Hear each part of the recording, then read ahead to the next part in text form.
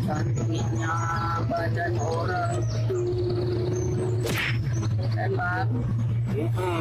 Fit kan sayang? Itulah bang, di other side. Tak apa. Kita ada misi. Jom.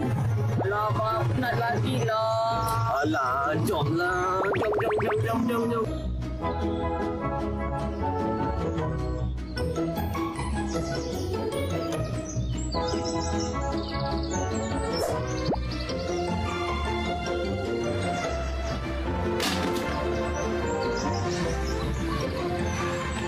Kita kan ada misi.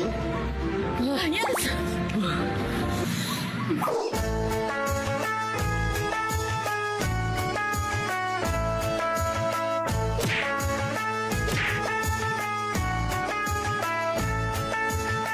Ramadan tiba, marhaban ya Ramadan, marhaban Bang, ada kat sini segar kan? Itulah. Kalau tak ada rokok, lagi segar. ya Ramadan, Ramadan tiba, Ramadan tiba, marhaban ya Ramadan. Saringan apa ni? Ini wow, Furnace on Wheel. Macam-macam ada. Ada pocket talk, cycling challenge, penilaian kendiri risiko kesihatan dan banyak lagi. Jom sertai kami. Ramai-ramai support Furnace on Wheel. Barulah wow. Cita bulan ampun.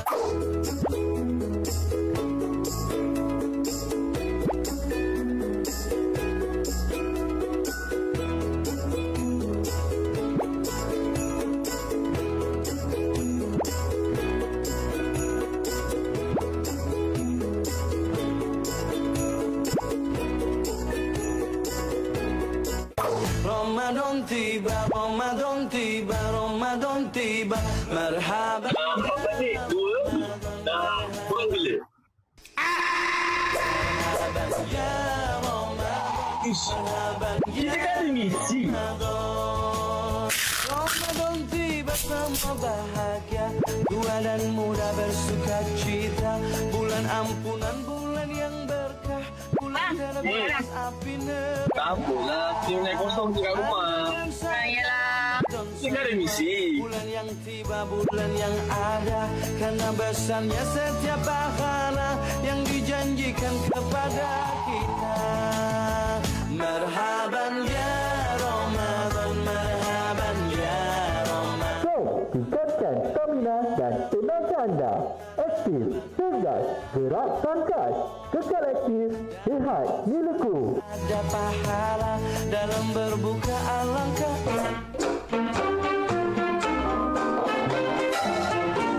Ada rendang, ada lemang,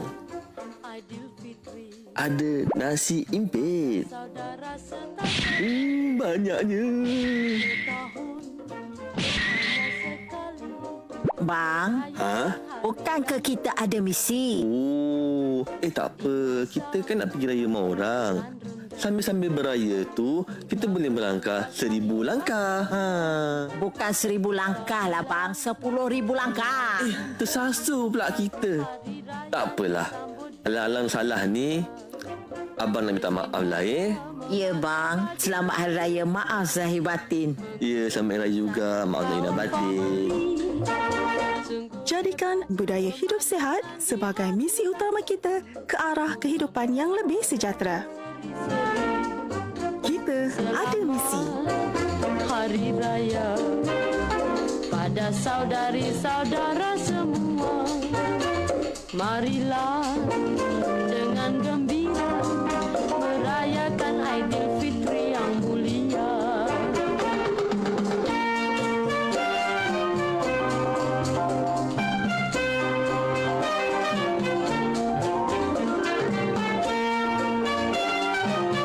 Selamat Hari Raya Aidilfitri.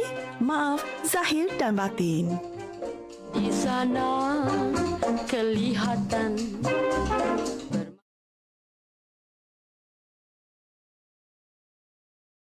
Assalamualaikum warahmatullahi wabarakatuh dan salam sejahtera. Selamat pagi buat semua penonton-penonton FB Live Wellness Hub. Ya. Salam Perlis, Raja Berdaulat, Raja Berilmu, Negeri Sejahtera dan Perlis Maju. Baik, pada pagi ini saya perkenalkan diri saya Syamil Arif bin Saidin. Saya merupakan pegawai farmasi dari Bahagian Perkhidmatan Farmasi Negeri Perlis. Dan bersama dengan saya pada pagi ini adalah Puan Rosnah. Ya. Boleh perkenalkan diri sikit, Puan Rosnah? Saya Puan Rosnah binti Muhammad Nazri daripada Duta KK Simpang 4 bersama pagi ini bersama dengan Cik Syamil. Ya, terima kasih Kak Ros. Sebenarnya saya jemput Kak Ros khaslah. Beliau bukan anggota KKM tapi beliau merupakan sukarelawan Duta Kenali Ubat Anda, iaitu wakil daripada KK Simpang 4 ya Kak Ros. Okey. Dan hari ini Kak Ros kita akan membincangkan satu topik yang begitu dekat dengan kita. Kerana apa tu Kak Ros? Kerana raya dah dekat. Ya, raya dah dekat. Iaitu minggu depan saja Kak Ros. Ya, betul. Hari ini kita dah capai ke 25 Ramadan. Dan alhamdulillah semoga kita dapat mengejar malam Lailatul Qadar. InsyaAllah. Okey. So kalau di office pun dah ramai dah ready nak balik kampung. Semangat tu. Ya, betul tu. Baik, so inilah topik yang kita akan bincangkan pada hari ini, iaitu nak balik kampung, jangan lupa bawa ubat. Itu pesanan yang ringkas tapi sebenarnya penting buat semua. Betul. Especially yang makan ubat lah. Betul. Yang sakit-sakit kronik tu. So, baik, terima kasih kepada semua penonton yang hadir pada pagi ini. Okey, jadi kita akan start membincangkanlah tentang nak balik kampung, jangan lupa bawa ubat. Baik. Okey, seperti yang kita tahu Kak Ros, sempena Hari Raya Aidilfitri yang tidak lama lagi ni kan, pasti ramai akan pulang ke kampung dan ada juga yang mengambil peluang cuti untuk melancong ke luar negara. Betul. Ya, saya dapat tahu juga ada yang beraya di negara orang. Kan. So ada yang travel sudah pasti ada yang perlu mengambil ubat setiap hari secara berterusan. Ya. Persoalannya Cik Syamil, adakah sesuai untuk melakukan perjalanan jauh sekiranya sedang mengambil ubat-ubatan secara berterusan? Ya, yang itu soalan yang selalulah berlega-lega dalam kalangan kita. Adakah sakit kronik ini sesuai untuk melakukan perjalanan jauh? Jadi jawapan yang mudahnya sebenarnya boleh melakukan perjalanan jauh dengan syarat pastikan pengambilan ubat itu adalah konsisten iaitu mengikut cara pengambilan yang betul lah pastinya perlu dipatuhi Jadi perjalanan jauh ini mungkin memudaratkan sebenarnya jika ubat itu tidak diambil dengan betul, terutamanya bagi golongan pesakit kronik macam kecil manis, darah tinggi, kolesterol dan sebagainya. Baik, tapi saya ingin pesan juga untuk pesakit-pesakit yang ada mengambil ubat-ubat yang boleh menyebabkan mengantuk. Yang ini yang kita pergi pada spesifik kita ada slide untuk yang ini. Okey, yang ini lebih kepada ubat dan pemanduan lah. Sebab ada setengah ubat ini merasa menyebabkan rasa yang kesan sampingan mengantuk. Contoh apa tu? Contoh ubat sesomok, ubat batuk, ubat tahan sakit, ubat tahan muntah. Okey. Yang ini saya pasti ada juga yang kalangan kita memang makan ubat-ubat ni terutama ubat sesama, ubat batuk dan sebagainya. Jadi dinasihatkan untuk tidak mengambilnya lah sebelum kita memandu. Yang itu yang penting. Ubat pemandu lah. Kalau yang co-pilot yang duduk sebelah tu mungkin boleh juga lah kan. Tapi tidak digalakkan sebab kita perlukan co-pilot untuk memastikan pemandu kita ni segar. Kita tak nak ada micro sleep. Yang itu yang bahaya. Okey. So di kotak ubat dia ada tertera. Ubat ini boleh menyebabkan kesan mengantuk. Jadi ubat-ubat ini kita elakkan daripada ambil sebelum memandu. Baik. Jadi bagi individu yang kurang sihat atau memerlukan rawatan ubat-ubatan untuk jangka masa yang panjang, perjalanan jauh mungkin boleh memudaratkan seperti yang saya cakap tadi lah. Jadi pengurusan yang baik ini sebenarnya dapat memastikan penyakit terkawal serta membolehkan anda menikmati perjalanan yang dirancang. Okey Kak Ros. Ya. Sekarang kita akan pergi kepada pengurusan ubat sebelum perjalanan. Yang ini topik ni rasanya semua kena titik berat ni. Ya. Dekat sini tips-tips yang kami akan kongsikan kepada tuan-tuan dan puan-puan. Sebelum nak melakukan perjalanan, apa yang kita perlu rancang, apa yang kita perlu aturkan, terutama ubat-ubatan kita. Bukan sahaja kuih raya, baju raya, mercun, ada juga itu kadang dia lebih pentingkan itu. Tapi ubat tu memang Lagi sangat penting. Betul. Okey, setengah ini saya pergi dulu kepada buat apa namanya, warga yang akan melancong ke luar negara. Seharusnya mereka perlu tahu peraturan-peraturan yang telah ada dalam negara-negara tersebut. Kadang-kadang ada jenis ubat yang tidak boleh dibawa, dan juga polisi-polisi yang spesifik yang ada untuk negara tersebut lah.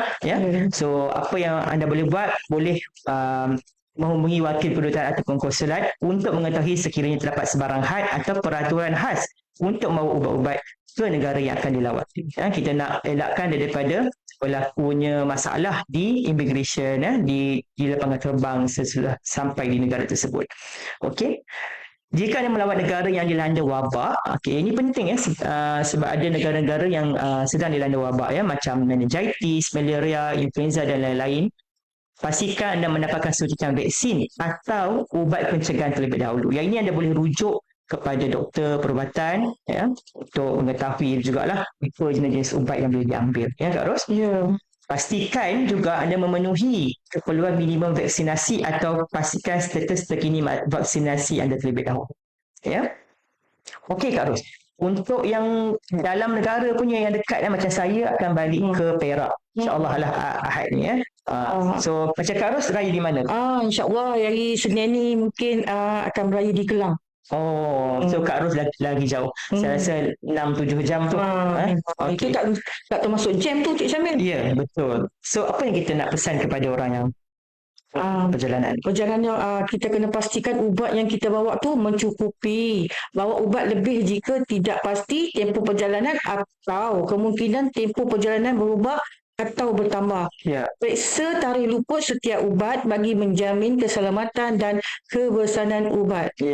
Ini antara tips penting lah. Betul. Maksudnya sebelum mereka nak mulakan perjalanan tu, pastikan kuantiti cukup. Lepas tu kalau boleh bukan cukup-cukup. Bukan kalau bercuti tu ataupun pergi ke kampung 5 hari contohnya. Kita bawa 5 hari, stok tu 5 biji. Kena bawa lebih. Mana tahu kita short balik kampung. Lepas tu nak extend sehari 2 hari lagi di kampung. So tak ada ubat dah. Jadi kemungkinan tempoh perjalanan juga berubah kan. Yang itu yang di-mention tadi. Dan penting juga periksa tarikh luput. Kenapa kadang-kadang pesakit kronik ni dia ada banyak lebihan ubat di rumah. Mungkin ada yang tak makan, ada yang tak jaga. Jadi pastikan ubat tu kita cek di belakang tu, semak tarikh luput di belakang ubat tersebut. Saya kan Kak Ros, saya teringat kawan saya lah ada seorang, bukan kawan sebenarnya, saudara mara juga lah. Dia ada penyakit kencing manis. Tapi disebabkan dia tak bawa ubat metformin. Metformin. Sebab dia hanya makan metformin saja sebagai untuk dia punya rawatan kawalan penyakit kencing manis dia. Jadi selepas 2-3 hari dia dah rasa macam dia kencing kerap, dia siap sampai kencing ada buih-buih sikit, dia beritahu. Jadi itulah antara risiko bila kita anggap benda ni remeh dengan tak bawa ubat. Jadi terpaksalah dia pergi beli ubat tu. Kena mencari ubat tu di luar. Boleh juga kalau kita beli di farmasi. Boleh. Kalau ubat-ubat macam tu, kalau macam yang memerlukan preskripsi, lagi kita akan ulas apa yang kita kena bawa juga kan, macam preskripsi ubat. So itu yang tu penting. Andainya berlaku kalau perkara macam ni lah, tak bawa ubat, ubat tertinggal, tak cukup, apa semua kan. So itu yang kita penting.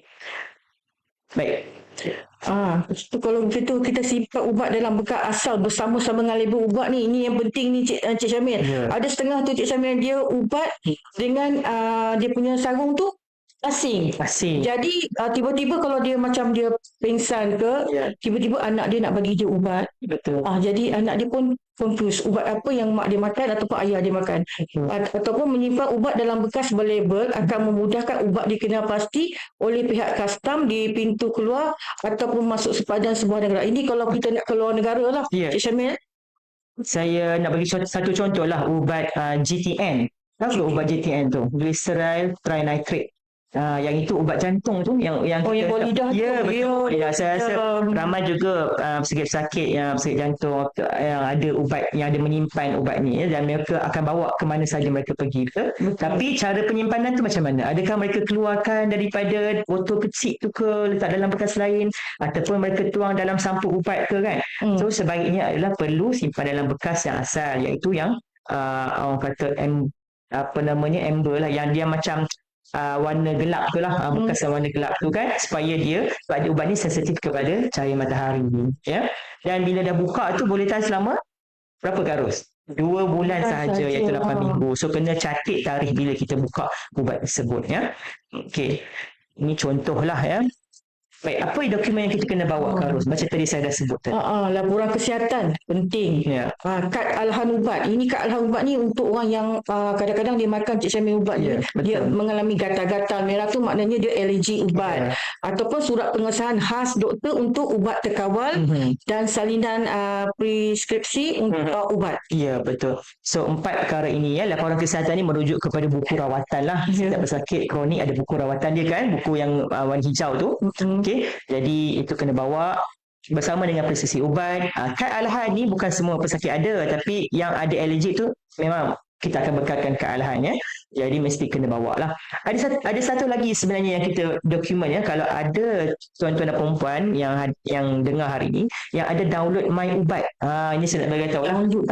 Aplikasi My Ubat ini dalam tu pun ada salinan preskripsi yang kita boleh gunakan untuk tunjuk kepada doktor jika kita mendapatkan rawatan di tempat lain jadi mereka tahu. Tapi seeloknya bawalah yang salinan fizikal yang kita ada tu. Anda kata tak ada, anda kata anda semua memang menggunakan My Ubat, jadi baiklah. Laporan kesihatan ni pun penting lah selepas IC kita Cik Syamil. Anda kata kita berlaku kecemasan kan, pergi masuk hospital, kita tak tahu masa raya kan, dan memang bergunalah, memang doktor akan merujuk dokumen-dokumen ini. Okey Kak Ros, untuk yang pesakit diabetes ini khas lah, especially yang menggunakan insulin ya. Okey, so bila menggunakan insulin ini pastinya mereka menggunakan cartridge insulin ya. So pastikan kuantiti insulin itu mencukupi tempoh perjalanan. Tak silap tengoklah berapa hari anda perlu melakukan perjalanan tersebut, kalilah dengan berapa dos tu. Kalau tak pasti nak bawa berapa, boleh tanya dengan pegawai farmasi. Sebab dia berbeza ikut dos yang anda ambil lah. Okey, jangan pula syok-syok raya kata tak apalah, insulin pun kita skip lah kejap, alah 2-3 hari je. Jangan buat pasal. Sagi gula naik, kalau boleh jadi pingsan, kita boleh rasa pening kepala so bahayalah ya. Okey, dan bawa insulin tambahan dan simpan dalam kotak sejuk bersama-sama pack ais. Yang ini seeloknya memang kena kita sediakan cold box lah, cold box yang ada macam pack ais dalam, supaya kita boleh bawa ke dalam kereta dan letak dalam kereta lah semasa perjalanan. Okey, bila sampai saja ke rumah, ke kampung ke, kita transfer lah ubat tersebut ke dalam peti sejuk. Nanti kita akan beritahu sikit dekat mana tempat dalam peti sejuk yang kita nak letak kan. Ada peti buku ke, dekat pintu ke kan. Okey Kak Ros, kita masuk kepada pengurusan ubat lah semasa perjalanan Cik Syamil. Yang ini pun rasanya topik yang penting juga ni. Yang ini semasa perjalanan. Jadi yang pertama sekali, pastikan semua ubat disimpan dalam bagasi tangan. Yang ini lebih kepada untuk pesakit yang akan ke luar negara lah ya. So kita gunakan hand luggage tu, hand carry tu untuk kita letak ubat dalam tu ya, supaya lebih mudah apabila diperlukan suatu perjalanan. Yang kedua Kak Ros? Yang kedua ni kita ini bagi membolehkan ubat diambil tepat pada waktunya, terutamanya untuk perjalanan yang panjang. Ya, betul. Sebab ubat ini tidak sesuai disimpan dalam bagasi ya, ataupun yang check-in luggage yang kita masuk dalam ni, yang bawah tu kan, kerana suhu yang kita tidak tahu sama ada panas ataupun sejuk ya. Okey. Kalau anda semua naik ke menggunakan kapal terbang lah untuk melakukan perjalanan, so ubat cair seperti sirap dan suntikan ni perlu diambil berat lah, sebabnya ada had dia punya, tidak boleh melebihi 100 ml dalam satu bekas tapi dan cara keseluruhannya tak boleh lebih daripada 1 liter untuk dalam satu beg tu lah. Okey, jika anda membawa melebihi had yang dibenarkan, anda perlu membawa bersama surat pengesahan daripada doktor anda. Okey. Ini untuk yang perjalanan macam kita ni, balik kampung naik kereta ni. 8 jam. Betul. Macam mana tu? Kena simpan ubat di tempat kering dan jauh daripada suhu panas ataupun cahaya matahari. Ini boleh, kalau kata panas sangat ubat pun boleh merosakkan ubat ya Cik Syamil? Betul. Memang kalau panas ni kita tahu memang sedia maklumlah, memang cuaca panas kan. Sebelum ni di Perlis hampir mencecah 37 darjah Celsius, 38. Jadi itu di luar. Kalau di dalam kereta ada kajian yang menunjukkan dia boleh meningkat sebab suhu dalam kereta tu, dalam kita punya tempat duduk tu, bila kita tak guna dalam tu kan, sehingga mencecah 40 hingga 50 darjah Celsius. So bayangkan betapa panas di dalam tu, dan tambah pula kita tinggalkan ubat dalam tu, apa jadi? Boleh merosakkan ubat tu. Ada yang ni Cik Syamil, ada setengah tu ada yang bagi tahu, dia kata dia tertinggal ubat di dalam kereta selama 3 hari. Jadi bolehkah kita makan ubat tersebut atau kita boleh di farmasi ataupun pergi farmasi berdekatan untuk tukar ubat tu? Ya, kalau begitu seeloknya yang pertama cek dululah keadaan fizikal ubat tersebut, sama ada dia berubah warna, bau, kalau boleh baulah, dan juga rasa lah. Okey. Yang itu kalau berubah warna tu kita tengok, kalau dia dah macam daripada putih jadi ke coklat, itu menandakan dia dah tak elok lah. Metformin kan, dia warna putih kan, dia dah warna coklat atau warna kuning macam tu. Kalau kita makan juga dia jadi macam mana? Dia ada risiko lah. Risiko bila dah tak berkesan tu, kemungkinan dia akan mengurangkan effectiveness dia ataupun kadar keberkesanan dia untuk merawat penyakit kita tu. Yang kedua, boleh juga boleh juga ada kesan sampingan boleh juga mendatangkan kesan sampingan bila ubat tu dah rosak, dah tak boleh guna. Okey Kak Ros. Okey, itu semasa kita dah dalam kereta kan. Okey. So bila sampai pula ke kampung ataupun ke rumah kita tu, macam mana kita nak cara kita nak simpan cara mula kita dah sampai tu. Betul. So apa tips-tips dia Kak Ros? Tips dia ialah simpan ubat mengikut suhu yang ditetapkan. 1, dalam ruang tengah peti sejuk, 2 hingga 8 darjah Celsius, tempat dingin, bukan pintu kot 8 hingga 15 darjah Celsius, ataupun suhu bilik 15 hingga 30 darjah Celsius. Okay, jauhkan ubat daripada kanak-kanak. Jangan simpan ubat dalam peti sejuk kecuali diarahkan. Atau asingkan ubat, makan dari ubat kegunaan luar. Yang ini selalu Cik Syamil, pergi mana-mana pun mesti ubat sapu, ubat makan sekali kan. Betul. So yang ini yang membahayakan lah. Buat kita yang dah tahu tu mungkin tidak membahayakan, tapi kalau tiba-tiba ada berlaku pada diri kita sendiri dan orang lain yang perlu memberikan ubat tersebut kepada kita, yang itu yang akan merisikokan kita lah terutama macam kegunaan luar dengan ubat yang kita makan kan, ubat makan. So macam kebiasaannya kalau kegunaan luar dia punya penutup tu warna merah. So yang itu yang memang kita dah membezakan lah. Okey, jadi inilah antara tips-tips dia, terutama kalau di kampung di rumah kita bila ramai-ramai, tak pasti ramai kanak-kanak. Ya, betul. Dia bila tengok ubat tu warna pink, warna merah, warna putih, ada color-color kan. Dia ingat apa? Dia ingat gula. Sekali dia makan, bahayalah kan. Betul. Okey, jadi itu antara tips dia. Okey, mungkin Kak Ros nak perincikan sikit lah. Kalau spesifik dalam rumah tu, kita bagi dua situasi dalam bilik dengan peti sejuk. Di mana kita nak simpan tu sebenarnya? Kalau kata ubat kapsul ni rasa tak perlu kot kita simpan dalam peti ais. Kita boleh simpan dalam suhu bilik je.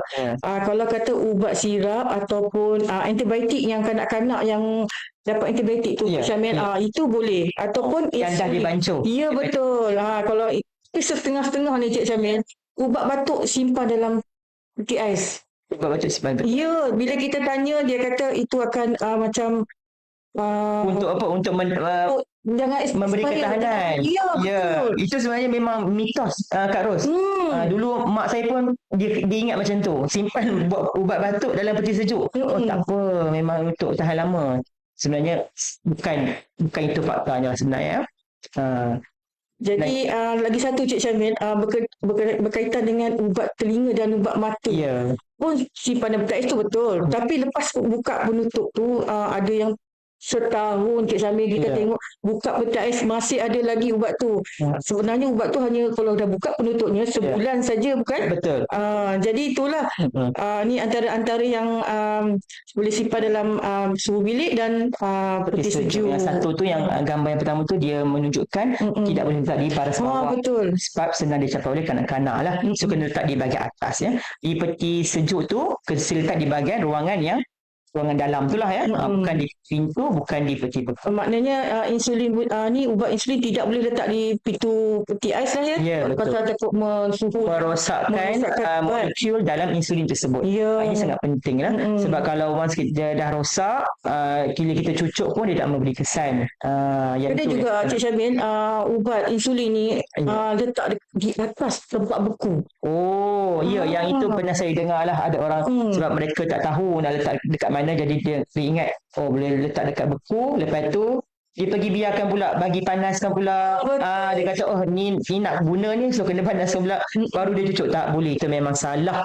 Janganlah buat macam tu ya. So jadi pastikan letak di tempat biasa. Once you dah keluarkan, dah guna, boleh letak di luar peti sejuk, sebab kita yang ada dalam pan tu kita boleh cucuk bagi habis lah. Yang itu boleh tahan selama lebih kurang dalam sebulan lah yang berada dalam tu. Yang itu tak apa ya. Okey.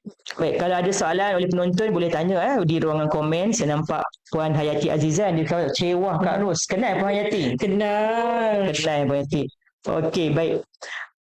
Baik, kita dah habis untuk daripada sebelum, semasa dan juga selepas tiba di destinasi. So, kita akan bagi sedikit tips-tips tambahan kepada tuan-tuan dan perempuan semasa kita buat perjalanan jauh ni lah ya, balik ke kampung ya, semasa hari raya. Okey. Ini adalah contoh-contoh ubat yang saya rasa semua keluarga lah perlu sediakan juga untuk diri sendiri, untuk anak-anak ya. Okey, sebab ini adalah untuk mengelakkan berlaku kesulitan di satu masa nanti. Contohnya waktu jam Kak Ros, tiba-tiba rasa nak rasa macam apa? Muntah, nak tercirit ke, pening kepala. Itu ni antara ubat yang penting lah yang perlu kita bawa ya. Contoh apa tu Kak Ros? Ubat demam. Ubat demam ni, ubat batuk ke, ubat gatal kulit, semua kita boleh simpan dalam handbag ni Cik Syamil. Senang je. Ya, bawa sekali. Cirit berit, ubat tahan muntah, ubat sesama, ubat sembelit. Ya. Okey, so itu antara ubat-ubat. Ubat-ubat ni anda boleh dapatilah di farmasi komuniti, boleh belilah di luar, sebab ini adalah ubat-ubat OTC, dia panggil over the counter product, so tak ada masalah, tak memerlukan preskripsi. Cuma kena sediakan saja ubat-ubat ni lah.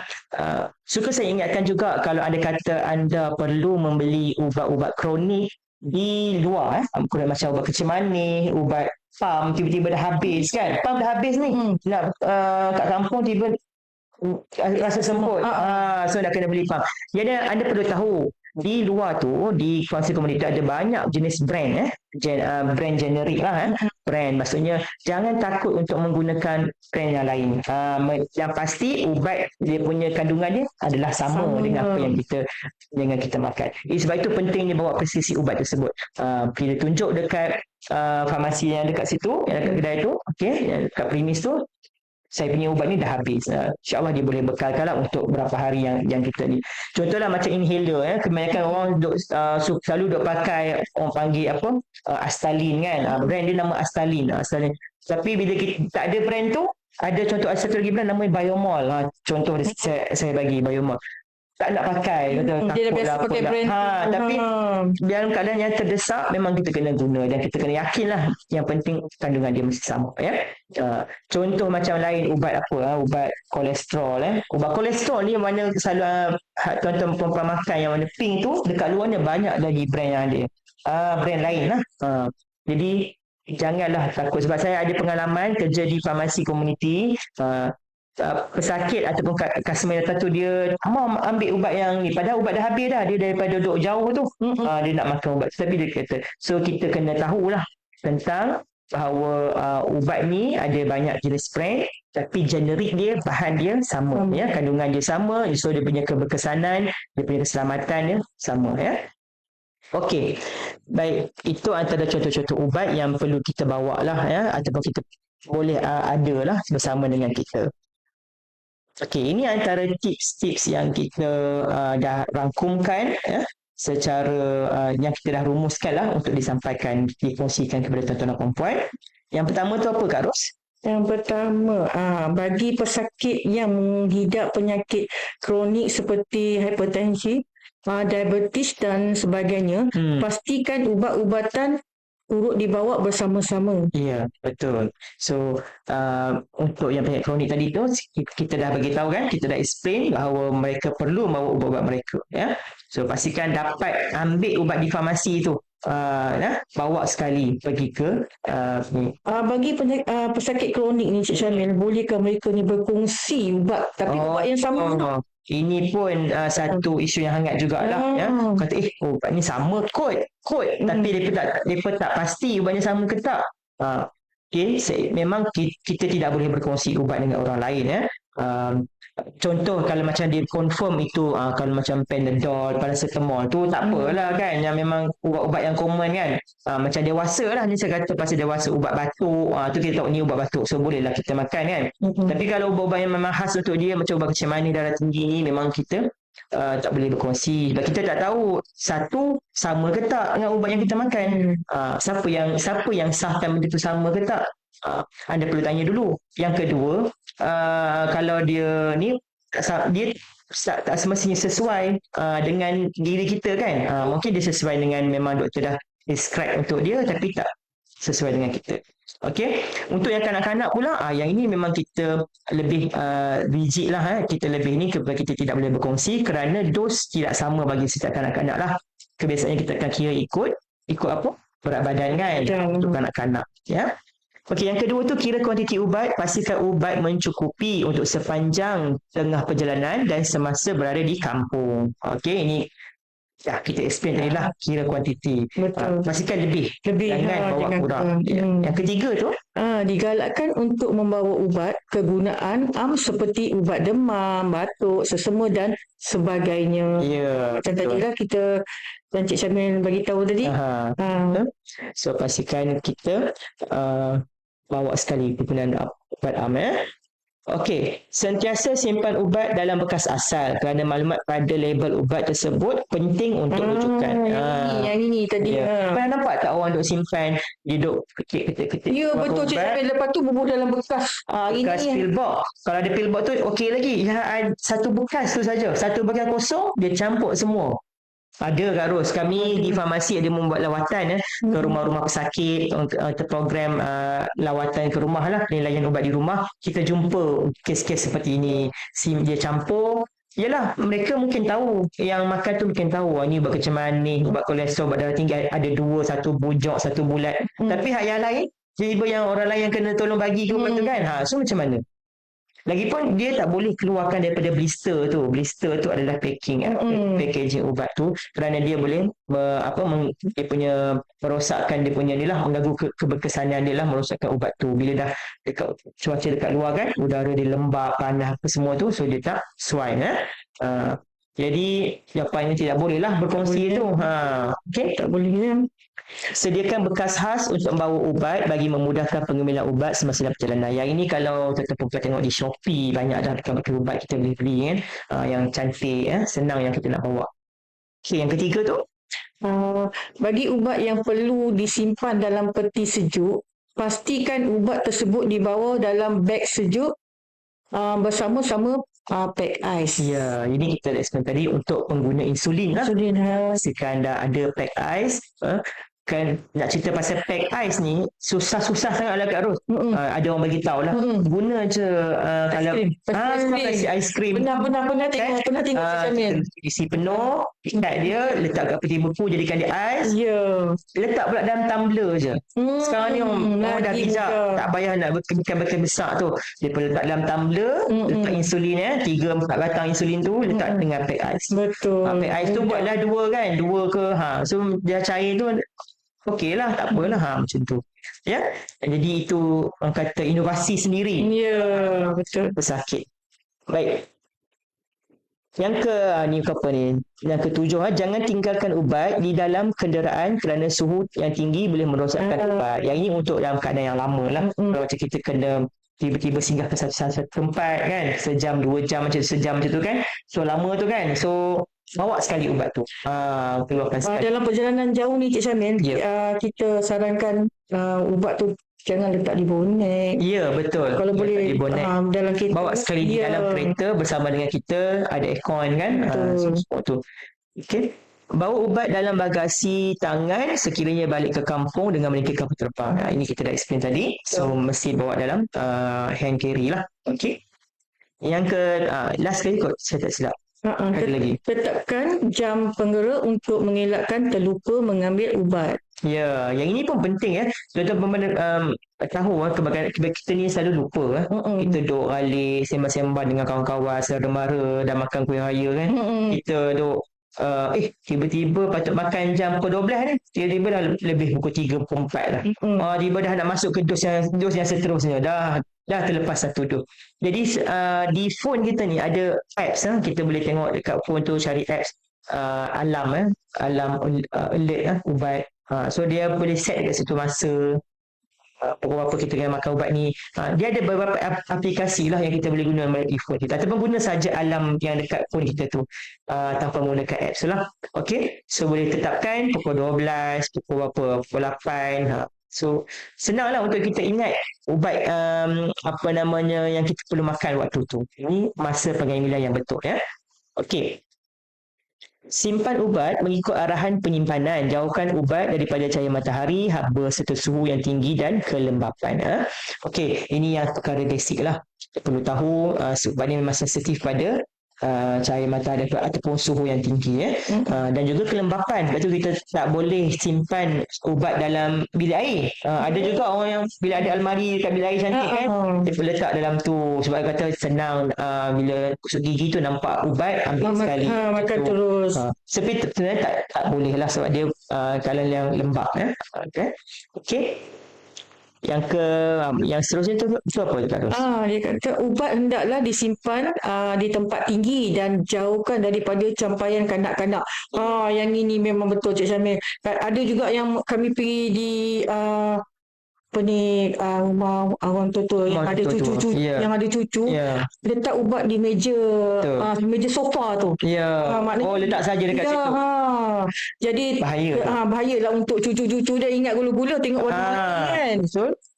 Jadi kena letak yang paras tinggi lah ubat. Even kalau tak ke atas meja makan pun memang tak elok lah. Nanti senang untuk orang lain capai. Betul. Yang terakhir tu, jangan berkongsi ubat dengan orang lain walaupun mempunyai gejala yang sama, kerana penyakit dan keperluan ubat mungkin berbeza. Yang ini kita dah explain tadi lah. Especially saya nak inform ni ubat antibiotik ni. Ubat antibiotik ni kadang-kadang orang duk suka kongsi kan. Untuk ini senang, cepat sihat apa semua kan. 3 hari dia dah sihat. So dia nak bagi kat orang lain. So tak boleh lah. Sebab antibiotik ni kalau bukan ubat yang sepatutnya kita makan, kita makan juga antibiotik tu, dia boleh menyebabkan apa Kak Ros? Satu istilah dinamakan kerintangan antibiotik. Antibiotik resistance. So itu yang kita tak mahu lah. Sebab nanti dah tua-tua, nanti kita dah nak dapatkan rawatan antibiotik, kena reject. Antibiotik ni tak sesuai. Antibiotik ni tak load untuk bakteria tu. So elakkan benda tu daripada sekarang. Antibiotik ni kita kena habiskan ni walaupun kita betul. Walaupun tinggal sebiji pun kena makan juga. Itu kena sembang pasal antibiotik tu satu topik yang lain pula tu. Khas antibiotik saja. Tapi ni kita sentuh sikit lah sebab berkaitan dengan jangan berkongsi ubat. Okey. So kita kan biasa kita guna mencegah lebih baik daripada merawat. Betul? Bila sampai keadaan yang merawat tu memang kena ada setiap hari. So kita elok cegah dulu elak dahulu. Okey, kalau ada soalan boleh tanyalah tuan-tuan dan perempuan berkenaan dengan ubat-ubatan lah. Okey, ingat pengurusan ubat yang betul dapat menjamin keselamatan dan keberkesanan ubat selain memastikan rawatan penyakit kronik tidak terjejas sepanjang perjalanan. Dan pastikan anda berbincang dengan doktor ataupun ahli farmasi untuk mendapatkan khidmat nasihat terbaik sebelum memulakan perjalanan. Okey, suka saya ingatkan untuk tuan-tuan dan puan yang hadir pada hari ini untuk klik link yang disediakan link kehadiran kerana kita akan bagi ECJ Okey, ada satu komen soalan. Okey, saya keluar kat situ. Selalunya ubat sapu luka tahan berapa lama? Okey, yang ini dia tiada jangka masa yang spesifik lah untuk setiap ubat. Tapi biasa kalau luaran ni saya boleh kata dalam 6 bulan macam tu boleh tahan lah. Maksudnya lepas 6 bulan tu kita jangan pakai lah. Sebab ni ubat luaran. Ada juga ubat-ubat macam ubat batuk ataupun ubat demam. Kalau anak-anak sirap tu lepas berbuka pun lebih kurang dalam 3 bulan macam tu dah tak boleh pakai lah. Maksudnya kita kalau boleh belilah yang lain kan, ataupun dapatkan yang lain lah, sebab dia boleh merosakkan ubat tu bila dah lama terbuka kena dekat suhu luar ya. Okey, ada soalan lagi ke? Okey. Ada Cik Shainul ada komen. Baca sikit. Dia kata menarik idea aiskrim Malaysia sebagai ganti ice pack dalam full box untuk bawa insulin semasa perjalanan. Tu saya muncul ke situ. Okey. So betul ya, ini antara kaedah yang kata inovasi sendirilah. Okey. Macam mana dengan injection insulin? Macam mana nak handle bila bawa kampung? Okey. Puan Aina Lee. Okey. So yang ini kita dah explain tadi macam mana cara kita bawa injection insulin tu. Nak bawa tu satu, lepas tu kita cucuk tu satu lah kan. So bawa tadi tu kita bawa lah dalam satu bekas yang ada ice pack supaya dia kekal 2 hingga 8 darjah Celsius. Okey, lepas dah sampai ke rumah tu kita transfer lah ubat tersebut ke dalam peti sejuk dekat bahagian tempat biasa. Jadi pastikan dos tu betul lah kita cucuk tu. Tadi ada soalan kot Kak Arus yang nak tanya pasal boleh ke guna jarum banyak kali kan. Contohnya dia terlupa bawa jarum lah. Dia bawa satu je jarum tu yang ada. Satu jarum sampai 4-5 hari. Ya. Boleh ke? Sehari cucuk sekali pula tu. Ataupun 2 kali kan. So sepatutnya kita sebenarnya biasa nasihatkan pesakit untuk guna 3 kali sajalah. 3 kali cucuk tu, lepas tu kena buang tukar. Sebenarnya kalau sekali pun dah nampak macam dia tu bengkok ke apa ke, memang tak boleh pakai dah lah. Tapi sebabkan kos lah kan, kalau satu tu dah 5 kupang, 6 kupang kan. Jadi kita, tapi akan berasa sakit sikit lah untuk kali kedua dengan kali ketiga tu, sebab dia dah mula tumpul. Dan pastikan setiap kali sebelum nak cucuk tu test dulu, kita panggil priming tu. Priming test dulu, keluar tak ubat tu daripada jarum tu. Selagi kita tak tahu, rupanya kita cucuk kosong, tak masuk pun. Okey. Kalau ubat Panadol yang dapat dari klinik kesihatan boleh kongsi ke? Dah jawab tadi dah. Apa tadi? Boleh. Yeah. Betul. Boleh. Ni Maksu tanya boleh kongsi, tapi pastikan dos tu lah. Tapi kalau dewasa biasa dos standard lah, 2 biji setiap 6 jam 8 jam macam tu. So boleh makan lah. Okey. Baik. Terima kasih Puan Mary Jamie kerana hadir dalam live kita pada hari ini. Okey, seterusnya kita ada lagi ke Kak Ros? Bolehkah saya ni soalan, bolehkah saya berhenti mengambil ubat masa dalam perjalanan? So kesimpulannya apa tu Kak Ros? Pengambilan ubat mesti diteruskan, melainkan atas arahan doktor atau ahli farmasi. Betul.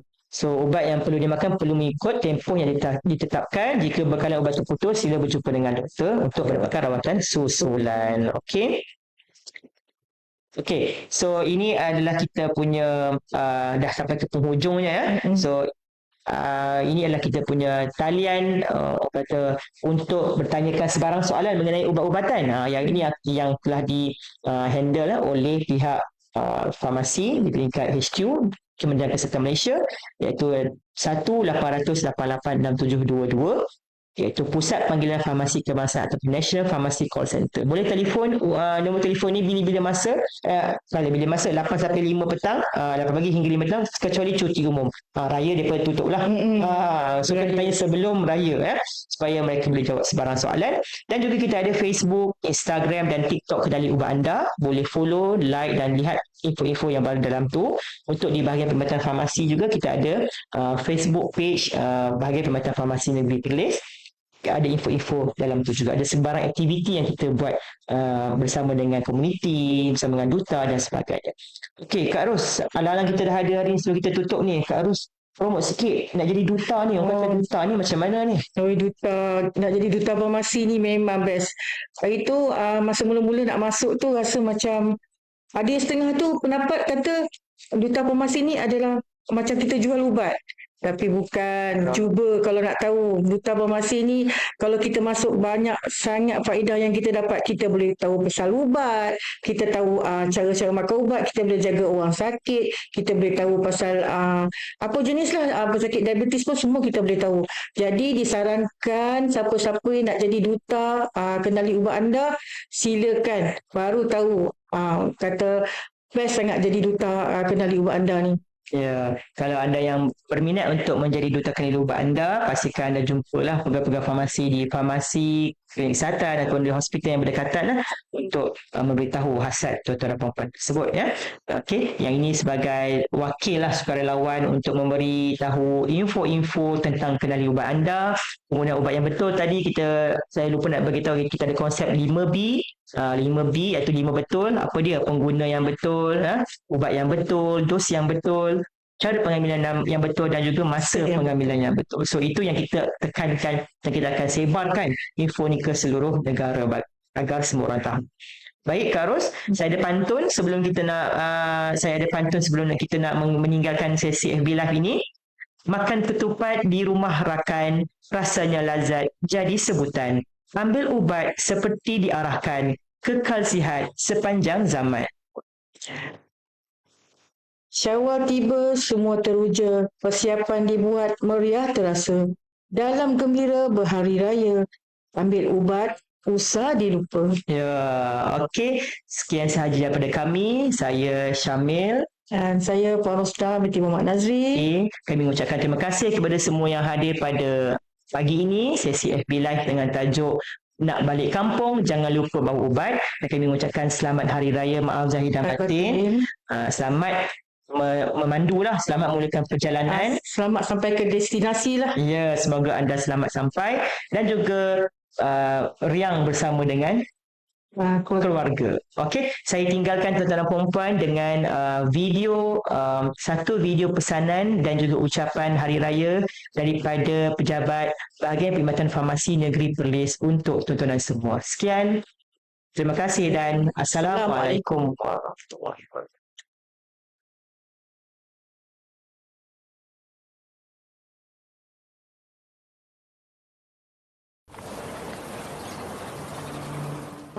Dani ya? Dani duduk tempat kerja lagi tak ni? Ni mak baru perasan yang ubat mak habis dah ni. Nampak ke mana ni? Esok kita semua nak balik kampung dah. Jadi tolonglah balik lah ambil ubat ni, semua ambil ubat kat mak saya.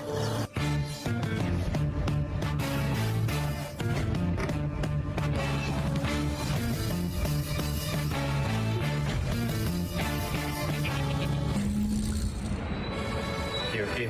Misi bermula. Okey, on. Okey, beres.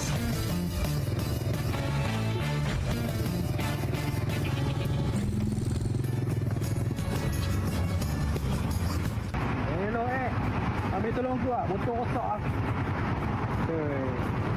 Pisah tolong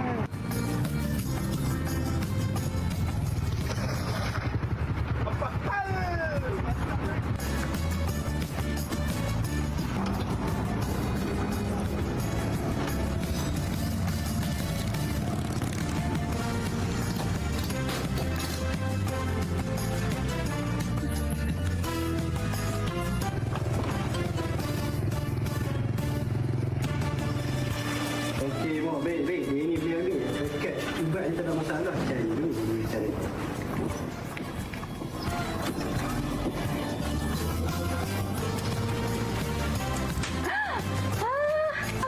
Alamak, buat apa ni? Nak buat apa ni? Ya, nampak. Buat apa ni? Kita tahu je. Terima kasih.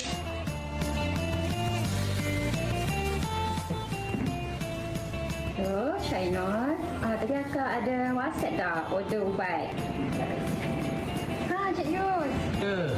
Cik Yus, ubat ni nak kena ambil petang ni, urgent. Boleh nak? Dah.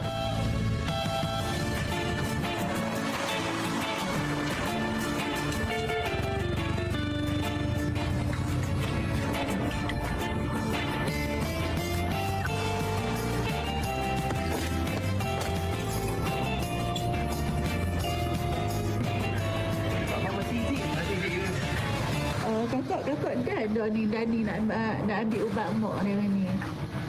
Dah lama, sabar sikit. Farmasi Easy kot.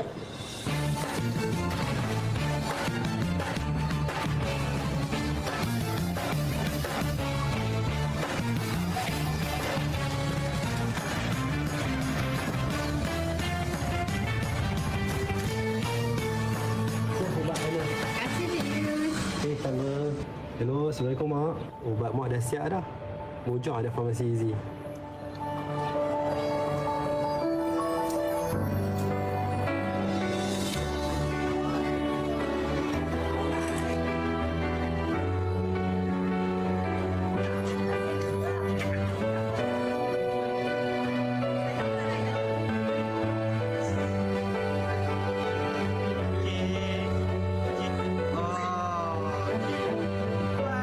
Salam-salaman.